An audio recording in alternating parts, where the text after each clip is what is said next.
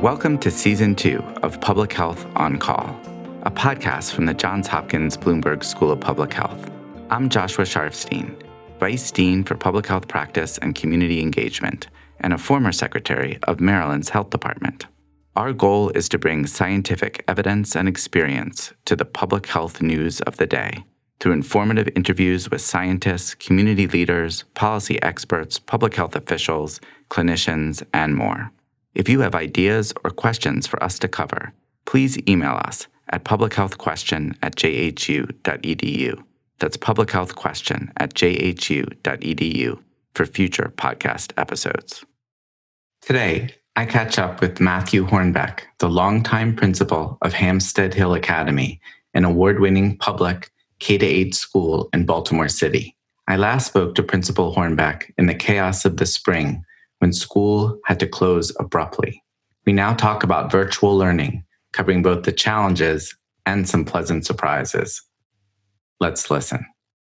Principal Hornbeck, thanks so much for checking back in with us. The school year has started. Yes, thanks for having me. Tell us what it's like right now at Hampstead Hill Academy. So it's very different than the spring. It's very different than a year ago.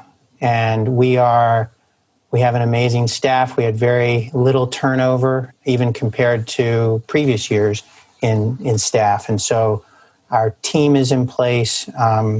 We had 94.5% attendance last week, the first 4 days of school, and 98% of our third graders showed up. So showed up for virtual learning. I think that teachers and students are really grateful to be in a synchronous live setting with each other after 6 months, being able to actually talk and respond and question and connect. And that part has been good. The technology is a challenge, frankly, and then I think that our youngest populations and our most vulnerable populations in terms of ESOL students and special education students are not as successful and will continue to be not as successful online as they are when we're in person. So let me maybe walk through some of those important issues that you're raising. If I were to show up at your school today or on a school day, what's actually happening in the building? So in the building, we have about 20 staff, about 10 teachers and 10 support staff working from the building. I've been working from the building for the last 8 weeks. We were one of the 5 or 6 schools in city schools that had summer in-person classes for a very limited number of students. That went well. We had no cases to report, and it was just a joy to have in-person learning taking place. Lots of safety precautions. When we're on site right now, like this morning, I walked up to the building. There's a sign, we're a food distribution site, one of 80 food distribution sites in the city. And walk up and there's a sign that says, please wait by an orange cone. You'll be invited to the table. No one comes in the building, and you just ask for how many meals you'd like, and we provide you with those meals. Then there are, for the staff who are allowed to work in the school, we have a protocol where you approach the building and your temperature is taken, wellness questions are asked, your name is recorded for tracing purposes, contact tracing purposes, and then you have to wear a mask when you're with anyone else in the building, but if you're alone in your room, you can take your mask off. And then teachers are being, teachers, I find the ones that have decided, and it's perfect, it's completely optional to work from school, but the ones that are working here report that having separation of work and home is appealing. Having access to the technology that's here, the Promethean boards, the Elmo document readers, the multiple screens, the fast internet, all of that is and then proximity to peers and support staff is nice, even though, of course, it would be at a socially appropriate distance. You have some teachers then teaching from the classroom to kids in their homes. Let's take it from the reverse. What's it like for the kids that normally would be coming to school, but right now are on distance learning? What's their day look like? So everyone has a synchronous schedule, and we're following the state and district guidelines. It's between 2 hours and 40 minutes and 5.5 hours, depending on the grade of synchronous instruction, all content areas, all live. And students are assigned to a Google Classroom. They have their synchronous schedule. They get Zoom links. We try to minimize the number of Zoom links and have teachers and staff move in and out of the Zoom room instead of the kids signing on to new links, whether it's for gym, art, music, or just to go to the next class, science, social studies, English, math. And then there are hours in the day. The student day is 6 hours and 45 minutes, as always, from 8 a.m. to 2:40. And then there are asynchronous minutes in the day that teachers are planning as well. And that's students may work on assignments, they may do writing work, they may do portfolio work. Many, I think all of our teachers have these Bitmoji classrooms where they've created an avatar of themselves, the teacher, and then kids will click around the room for assignments and enrichment and independent activities. And so, we're trying to provide a complete schedule, but it's difficult. It's difficult in a two-dimensional world to get the attention of 4, 5, and 6-year-olds or 12, 13, 14-year-olds. So let's talk about those two groups a bit. So for the 12, 13, 14-year-olds, because you have a middle school there, you're K-8, how many kids are in a class? What are the strengths, or the positives, and what are the challenges right now? So, great question. The middle school students have between 25 and 30 kids in a class. And we try to have a partner, another staff member, be available for homeroom and check-in in the morning, so that there's 2 adults for a brief period of time in the morning in each class. But the teachers have our digital citizenship here, unless there's a reason that the parent or the student lets the teacher know about, is that video is on, that you are in a active listening mode, active participation mode. If you're a student, and the acronym we use is SLANT, the student paying attention and having their audio muted is part of what the work is, and then unmute to participate. Now, in pre-K through second grade, we actually split the class, so there's AM, PM groups, and we needed to create much smaller class sizes. And so we actually only have 12, 13 kids for 3 hours, and then another 12 or 15 kids for 3 hours. And here at Hampstead Hill for pre-KK and first grade, there's actually an assistant teacher in there as well. So it would further be split, and you'd actually be working with 7 or 8 kids at a time. And that is, we're hearing good things from parents, people who are surprised. We've got some great quotes that we pulled and put on our website of parents reporting that their students engaged and happy, and the content is interesting and engaging. Families over these last 3.5 weeks since teachers have been back have come to pick up devices and hotspots and textbooks, and we have a whole sort of logistics system we've created where today there's a lot of bins out front, and a parent or adult approaches, gives us the name of the kid. We get the textbooks and the workbooks and the skill books and get it out to them. So it varies by grade, but the upper level is doing, here and in many classrooms across the city and across the state, the Google Classrooms and online work has been a fixture of the classroom for some time.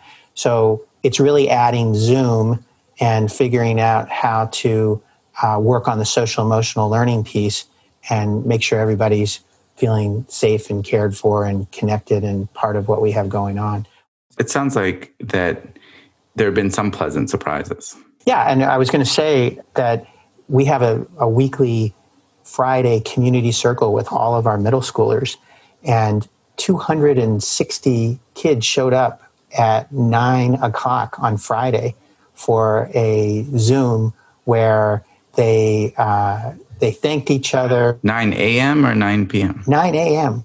And so 270 kids showed up for this circle, and all the staff showed up. It's just very heartwarming to have them want to be together. I think there's a huge need among all kids and staff to be together, and it's going to be a while before we can do that. So tell me about the major concerns or challenges that you're facing. Yeah, it's micro and macro. I mean, it's like a ground fight where you're just kid by kid, family by family. You know, do you have power? Are you connected to the internet? Do you need a hotspot? Is your camera working on the laptop we gave out to you? With the younger kids right now, we're trying to work on this getting changed, but the current locked settings in Zoom require the teacher to send an invitation to the student to say, please unmute. And so the 4 or 5-year-old needs to click on the screen to unmute themselves, which is no small task. Adults in meetings I'm with are, just start talking without unmuting themselves. It's a lot to ask of a 4 or 5-year-old. And when you're teaching a child how to read, you need to hear their response when you ask. Right. So there's some technical challenges. What about the issues? I know you've been concerned about, parents not having the ability to be at home and around because they have to work, or, other distractions in the home. Are you seeing those, or what's that? What's the status of those issues? Yeah, we are seeing some of those issues. I mean, God bless teachers and parents for trying to pull this off, because we can't provide the childcare that we do when school's in person. And so someone has to be around to help kids at least up to grade 2 or 3, if not for grades 4 and 5. And even the middle schoolers, they can work independently for a while, but it's a challenge, to get them to set their phone down. You can see whether they're working or not when their video is turned on, and that's a challenge. I think that parents are. Can you imagine doing your work with an audience of 30 parents watching you? It would be it's very challenging for parents to figure out the scope and sequence in the curriculum. It's very challenging for teachers to try to do it remotely. I think that you've got, with the littlest kids, they don't have segues, right? So they're like, look at my toy, or I'm still in my pajamas, or they will go away and you don't know where they are in the house. And so parents are trying their very best, and we're seeing better results than we anticipated, and we hope to sustain the momentum, but it's very difficult on teachers and parents, and especially with the little ones. So looking ahead, what do you foresee in terms of in-person learning? So the district's going to update everyone on, I believe, October 16th. What do we have today? Yesterday we had Hopkins has us at 6.31% positivity rate. And I don't see anything that's mandatory, but I don't know. I'm not the one making the decision, but it seems like there could be something in the works where the most vulnerable, youngest kids, ESOL, special ed kids, would come back on a voluntary basis. 50% of them might come back, 25% for some limited amount of time each day to work with volunteer staff. But the hard thing, Josh, there is that right now the staff are working with kind of all of the kids in a class setting. If only a portion of them were to come back, you'd have to really rework the schedules and figure out who would be willing to come in and work with kids in person, and who those kids would be. So from an instructional program, a staffing perspective, it would be very difficult. A lot of the counties, the city's kind of ahead of the game in this particular issue in terms of our hybrid plan and the kind of updating of families and teachers on a much quicker basis. A number of the counties, as you know, are not even really going to revisit in person until second semester at the end of January. So, the short answer is I don't know, and principals are nervous, teachers are nervous, parents are nervous. I think there'll be a huge number of people who say, I'm not going to go back until everything's been in place for a few weeks or months and see how it goes, see what possible infections might occur. You see I saw in the paper this morning that Salt Lake City had 80 teachers retire rather than return at the last minute. And because they missed the deadline to retire, they were each fined $1,000 as part of that penalty. But people are going to have to make choices when the word does come that we have to go back on what they're going to do. And there is a challenge right now around, we're accountable to taxpayers, and we get $9,200 in taxpayer money for each kid. And right now, we're not sure what the accountability looks like, what testing will look like. Right now, the state's saying testing is on, but what does that look like for all kids? Just so much uncertainty at this point. So much. Yes. Thank you. A couple of times you mentioned kids who are just learning English, kids who are getting special education services as being groups that you're particularly worried about.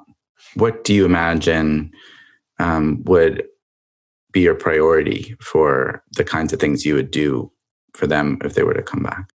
So we would hope to have students, small groups of students for up to 3.5 hours in core content areas in person, core content areas like reading and math in person, and then send them home with a box lunch. That would limit the time that they needed to be in the building. It would limit the time that, we wouldn't be doing resources like gym, art, and music in person. We would be doing those synchronously or asynchronously online. And I think that's, and having, some percent of them come in. It would be great to have pre-K and K, offer 50% to, offer Mondays to 50% and Tuesdays to the other 50% and go A day, B day every other day. And 3.5 hours would go a long way to helping both figure out where kids are at this point, where they're learning, where what they've lost and what they've retained, and moving them forward. So I would hope that there'd be a hybrid setting with a few hours each morning in core content areas for our youngest and highest need kids, and that then the afternoons could be spent, teachers could work with the students who are working remotely or coming in the next day, doing this planning and grading and preparing that's necessary. So you're really giving a sense of just how much work this is. Oh, it's a lot more work than what we had been doing, because of, if you tried to create from scratch in 6 months a school that was fully remote, fully hybrid, and fully in person for various groups of the 850 kids you serve, with staff that had varied skill sets in terms of technology, and work with all of the bureaucracies involved with companies that want to, sell us the tech, and then the safety and security procedures that are in place to protect privacy of students and teachers. Like, it is a beast that just is very difficult to get your head around. And teachers are doing it. They're getting it done. And we are, like I said, we've got good reviews. I've been in Zoom classrooms. We use an app called Blooms for parent communication, and that's up and running. And everyone's on pins and needles trying to, read the tea leaves like the country is on when would a vaccine come? When is there?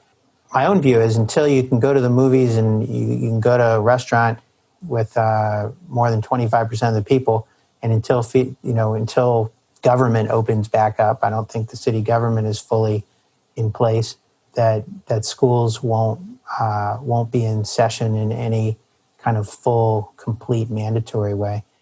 You've got to prepare for so many different potential pathways, and I think that what you have done is really remarkable, especially given when we were talking in the spring about just how disrupted education was. It's really inspiring, really, to hear all the great work at Hampstead Hill. So I really appreciate your joining me today. Thank you, Josh. Public Health On Call is produced by Joshua Sharfstein, Lindsay Smith-Rogers, Stephanie Desmond, and Lamari Morales. Audio production by Spencer Greer, Niall Owen McCusker, Cian Oates, and Matthew Martin, with support from Chip Hickey. Distribution by Nick Moran. Thank you for listening.